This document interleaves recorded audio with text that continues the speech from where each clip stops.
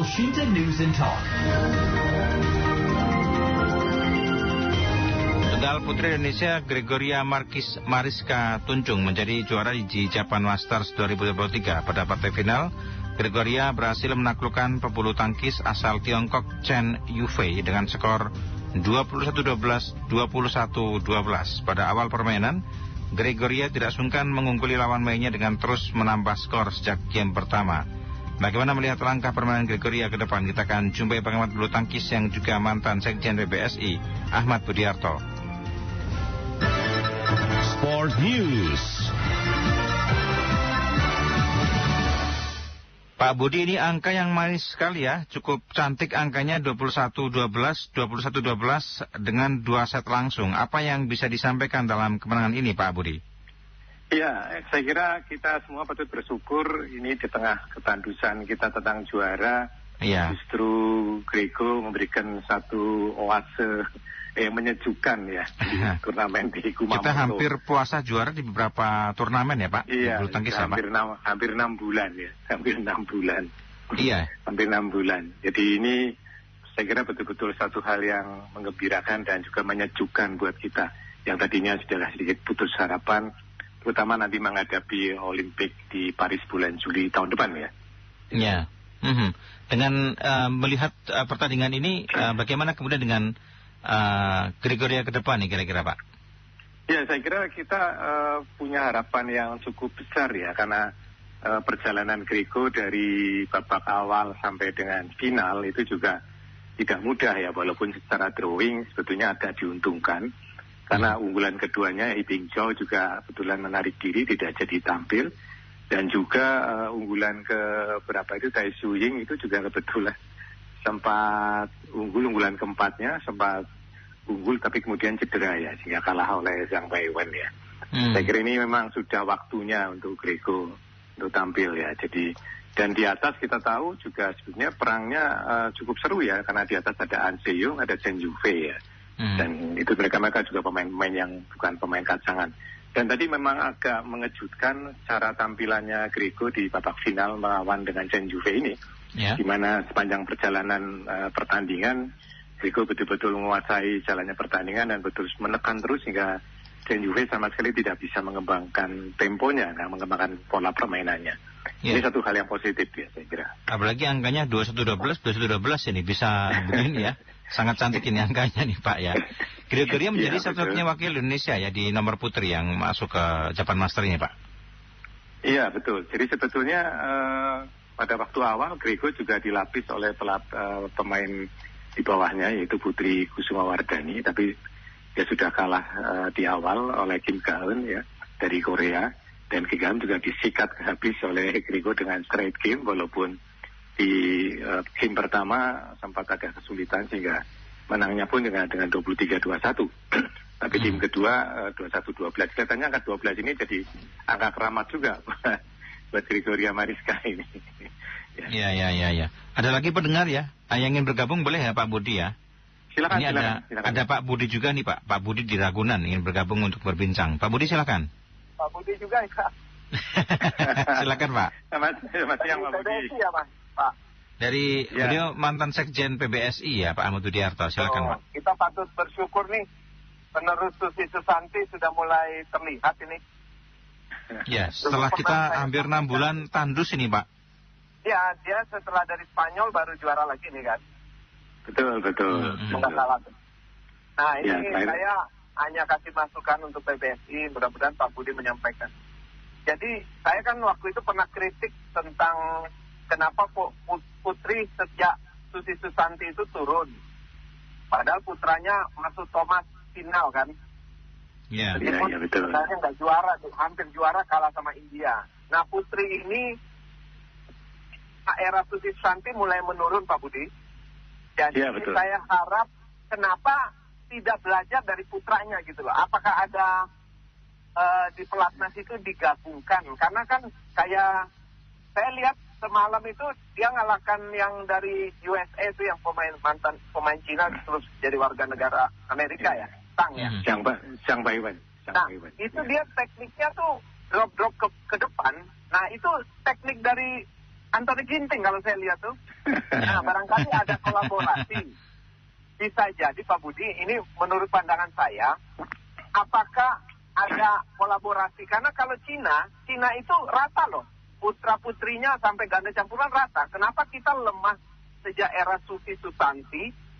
Kita lemahnya di putri. Itu yang saya sering kasih masukan ke, kenapa di pelatnas itu nggak gabung aja teknik-teknik yang disampaikan kayak si Ginting atau nah kita kan punya George aja, nggak ada yang lapis keduanya sudah nggak ada kan, putri apa tadi yang Bapak bilang itu jauh bawah, peringkatnya sudah jauh sekali. Minimal ada yang masuk 10 besar kayak putranya gitu loh, seimbang gitu, termasuk ganda. Kalau ganda putri udah bagus. Nah ganda campuran sudah mulai menurun lagi nih sejak zaman siapa itu yang juara Olimpiade. Nah itu maksudnya Pak Budi sampaikan ke PBSI supaya ada kolaborasi gitu. Masa kalah sama Cina gitu loh. Hebat-hebat mereka rata gitu. Itu aja Pak, mudah-mudahan jadi ini supaya Georgia ini jadi tonggak untuk ke depan lebih dekat lagi. Makasih Pak. Baik, terima kasih ya.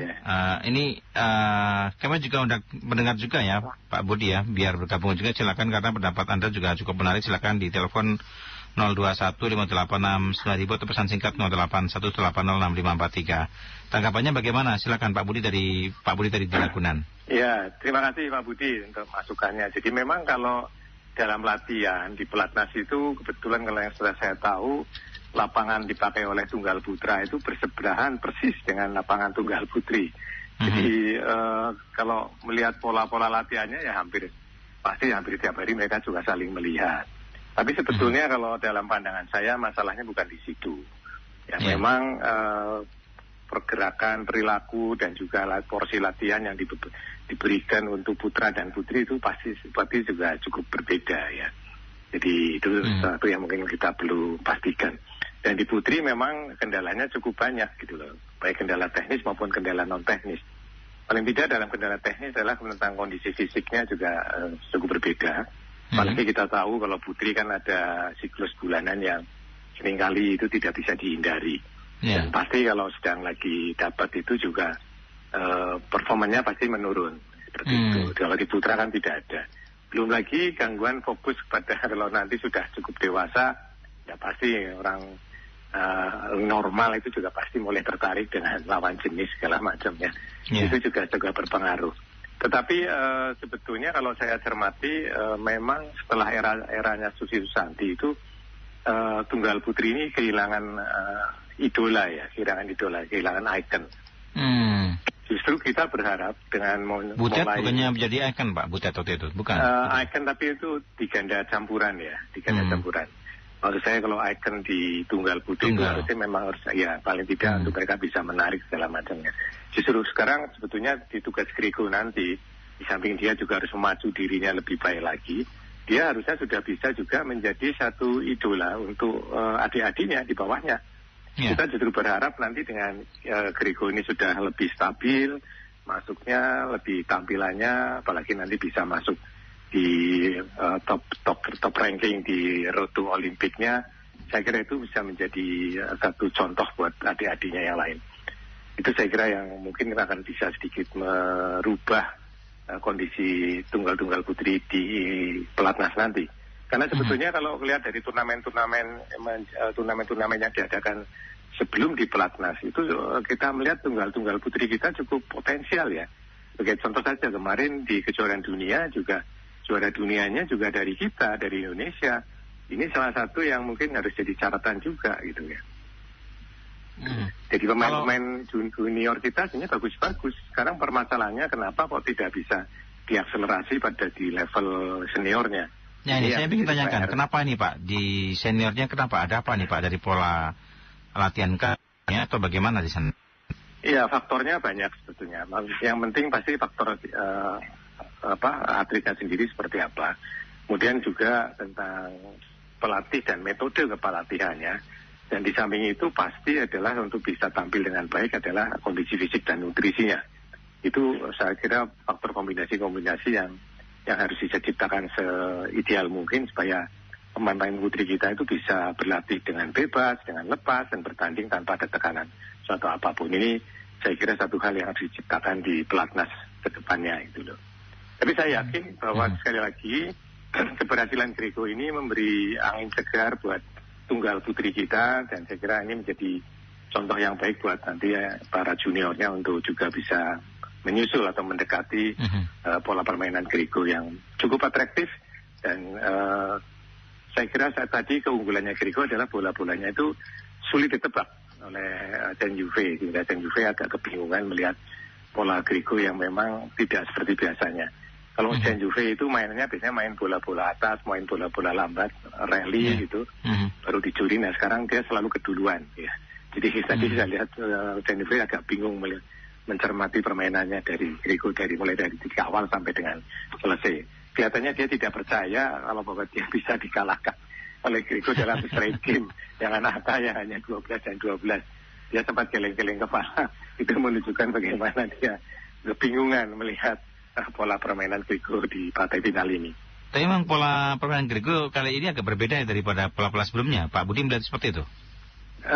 Saya kira memang pola permainan Grego keunggulannya adalah dia bola-bolanya bola-bola kejutan ya. Jadi bola-bola tajam kejutan ini yang seringkali sulit diduga. Jadi normalnya misalkan kalau bola di overhead itu biasanya adalah paling di cross, justru dia seringkali malah bola dijatuhkan tajam, atau sebaliknya justru di bola forehand yang harusnya biasanya ditarik ke belakang malah dia seringkali tiba-tiba dikedepankan. Dan kalau sudah main di depan, Grego cukup cepat tadi ya untuk menggeser-geser bolanya, kadang-kadang dilihat lurus, kadang-kadang juga di-crosskan.